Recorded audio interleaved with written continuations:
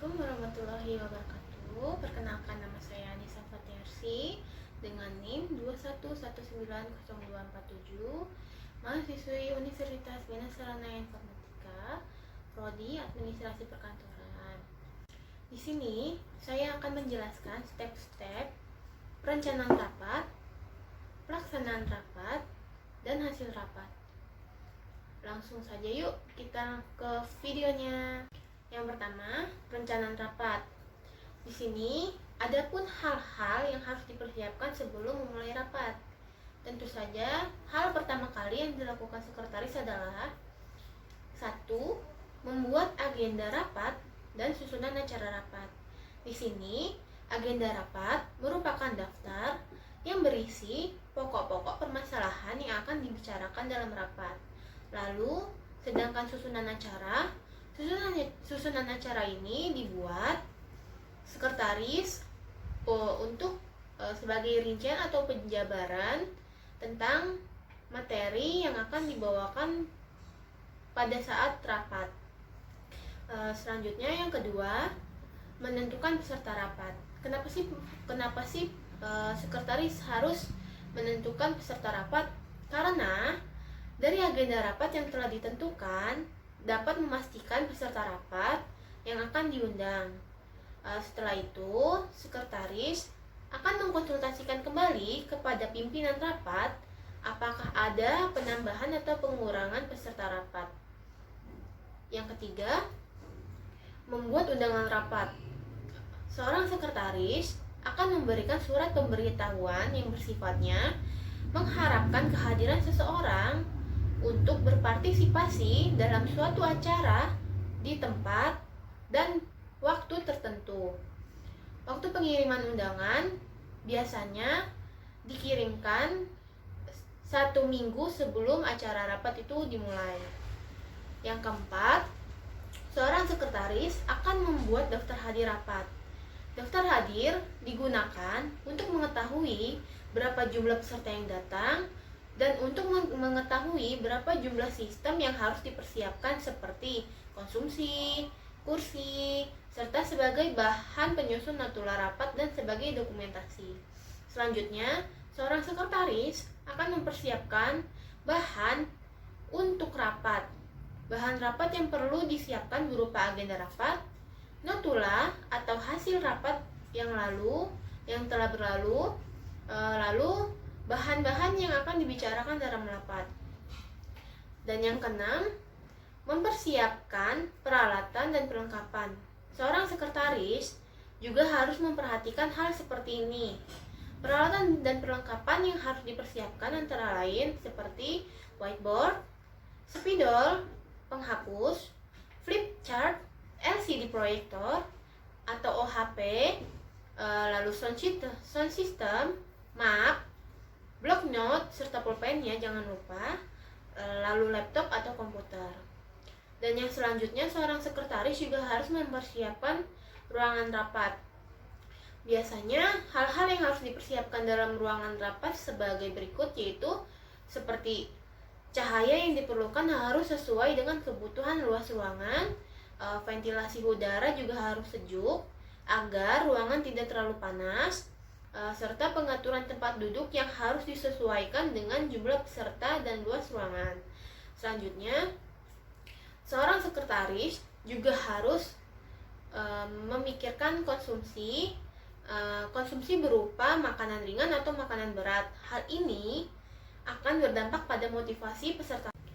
Nah, selanjutnya pelaksanaan rapat. Di sini seorang sekretaris selama rapat dia harus datang tepat waktu untuk mengecek kembali peralatan yang akan digunakan. Di sini seorang sekretaris adalah orang terpenting nomor 2 setelah pimpinannya. Ia harus memastikan apakah semua pengaturan administrasi telah terselesaikan dengan baik dan berjalan lancar. Dengan itu, sebelum, ketika, dan sesudah rapat. Seorang sekretaris juga harus membuat rekaman yang akurat selama rapat berlangsung dan setelah itu menulis notulen dan atau catatan permanen secara resmi agar bisa memberitahukan inti dari rapat tersebut. Bila perlu, seorang sekretaris harus membantu pimpinan menyiapkan dan terbiasa dengan semua jenis dokumentasi yang relevan dengan rapat dan menyebarkannya, menyediakan di mana bila perlu. Nah, biasanya seorang sekretaris itu selalu datang tepat waktu, bisa menghandle tugas-tugas pimpinan. Maksudnya tidak semua tugas pimpinan itu bisa dihandle sekretaris. Ada beberapa yang bisa dihandle dengan sekretaris, seperti membuatkan buku agenda untuk beliau dinas keluar kota ataupun membuatkan agenda lainnya. Di sini seorang sekretaris berhak menyajikan informasi tentang fakta dan prosedur dengan sendirinya, harus merangkap sebagai ketua. Maksud ketua di sini merupakan pimpinan tidak mungkin mengendalikan rapat dan membuat catatan-catatan dengan benar dalam waktu bersamaan. Oleh karena itu, seorang sekretaris harus bisa membuat inti atau membuat catatan secara garis besar. Dan selanjutnya, hasil rapat. Di sini biasanya hasil rapat dituliskan oleh seorang notula. Seorang notula apa sih? Notula itu orang yang mencatat hasil rapat secara keseluruhan yang disebut dengan notulen. Biasanya notulen ini disediakan untuk para peserta yang tidak bisa menghadiri rapat hari ini. Dan biasanya notulen ini akan segera diberitahukan atau dikonfirmasi terlebih dahulu kepada seorang sekretaris, karena kita sebagai sekretaris harus mempunyai catatan sendiri atau catatan pribadi untuk diri kita, serta setelah itu kita harus mencocokkan kembali dengan catatan si notula tersebut. Nah, biasanya di sini setelah rapat ada beberapa tugas-tugas yang akan dihadapi setelah berakhirnya rapat. Di sini ada permasalahan masuknya kembali, seperti banyaknya peserta rapat yang tidak bisa hadir, lalu analisis jalannya rapat. Jadi kita selama melaksanakan rapat, kita harus menganalisis kembali bagaimana jalannya rapat tersebut, lalu membuatkan catatan-catatan atau notulen yang bersifatnya secara keseluruhan, yaitu inti dari hasil rapat tersebut, lalu mengkomunikasikan kembali kepada para peserta dan memastikan kembali bahwa semua pembicara sudah menerangkan atau sudah memberikan materi rapat kepada para peserta lainnya.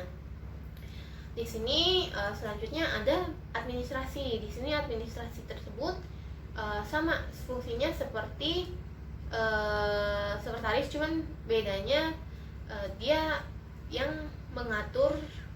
sedikit mengatur ya.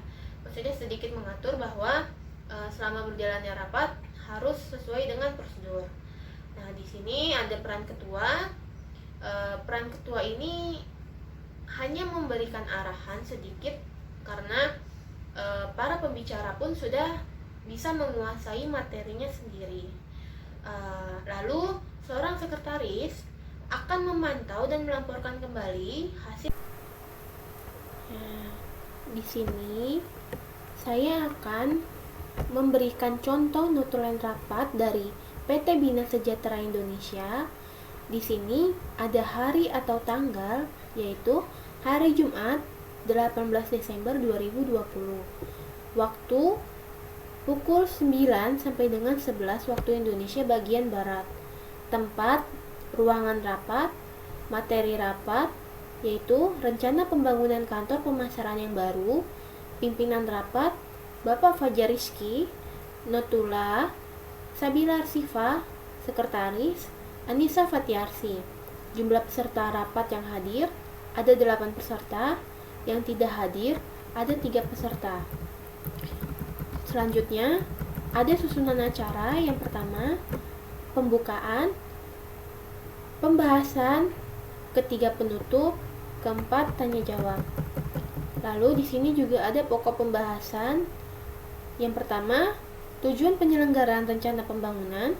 Yang kedua, waktu pelaksanaan pembangunan. Yang ketiga, pembentukan para investor saham untuk rencana pembangunan. Lalu di sini ada hasil pembahasan. Yang pertama, kegiatan penyelenggaraan rencana pembangunan bertujuan untuk mengetahui konsumen dengan sangat baik sehingga perusahaan dapat menawarkan produk dan layanan kepada konsumen tetap loyal dan konsumen baru terus meningkat. Yang kedua, pembangunan kantor pemasaran akan dilaksanakan pada tanggal 10 September 2022 yang akan datang. Ketiga, peserta rapat perencanaan pembangunan kantor pemasaran adalah para investor saham. Yang keempat, biaya pembangunan kantor pemasaran berasal dari para investor dan sponsor. Yang kelima, pembuka acara perencanaan pembangunan adalah pemilik perusahaan yaitu Bapak Fajar Rizky. Lalu di sini ada tanggal, tempat, dan waktunya tertulis notula. Di sini ada Jakarta 18 Desember 2020. Ketua notulisnya yaitu Sabila Arsifa. Sekian video dari saya. Wassalamualaikum warahmatullahi wabarakatuh.